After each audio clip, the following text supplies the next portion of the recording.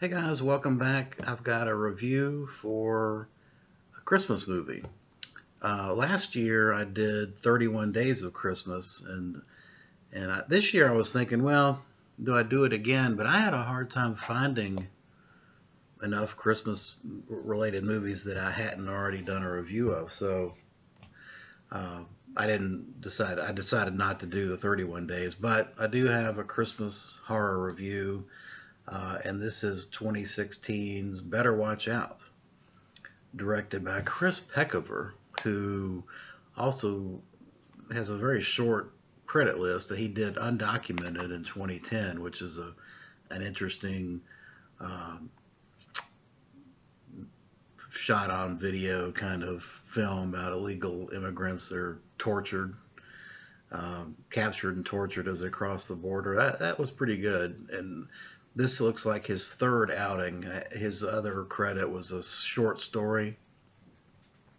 So this is his second, I guess, feature credit as a director. The film is an Australian production. It stars Levi Miller as this precocious, obnoxious, essentially psycho little Norman Bates-like critter. He's like 12 years old, a Norman Bates kind of wannabe that is in love with his babysitter, Ashley, who's played by Olivia de Jong, another Australian actress. And essentially, what you got here is kind of a Christmas Home Alone, but it's of a black comedy variety. Um, it's I have a couple issues with it. First off, it's not a bad watch. I think it's worthy of an individual watch. Is it something I'd want to buy and keep in my collection? No, and I'll tell you why. I have two issues with it. Um, and it's character motivation. For I don't know how you guys feel, but um, when kids are the protagonists, the killers in this case, it's important, I think, to know their motivation, because unless you inherently believe that children can be evil, which I just don't believe, then they have to have some motivation for wanting to torture and kill people. And I think that deserves some attempt to explain it. Unlike, say, uh, an adult in a slasher film, adults can be evil people, and we can accept the premise that these killings are just done because there are evil adults in the world.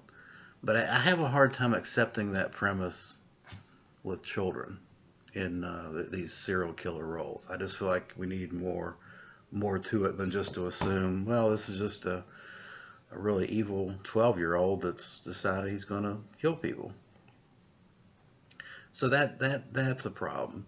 The other problem I have with the film is I'm not sure it knows what it wants to be. Does it want to be a dark black comedy, or does it want to play this thing straight and go for the horror side of it? And so I think uh, Levi in this case, who played Luke, sometimes you're not clear if he's going for the comedy or if he's really trying to be a psychotic killer with evil intentions. And so that I think the film is a little bit confusing in that respect. Other than that, basically it does. I think this is one of those films that deserves a watch. And in fact, you notice I don't have the Blu-ray to show you because I didn't buy it. I watched it on my Amazon Prime account.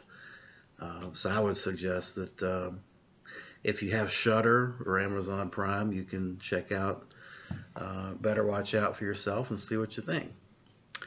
I will, of course, be watching the seminal film, holiday horror film, that is Black Christmas, probably towards the latter part of the month. But that's almost mandatory viewing for October. As far as other things going on, I'll have probably this weekend I'll have a Blu-ray and DVD update. I finally got in my Silent Night, Deadly Night set, so I'll show you that. And then quite a bit of news.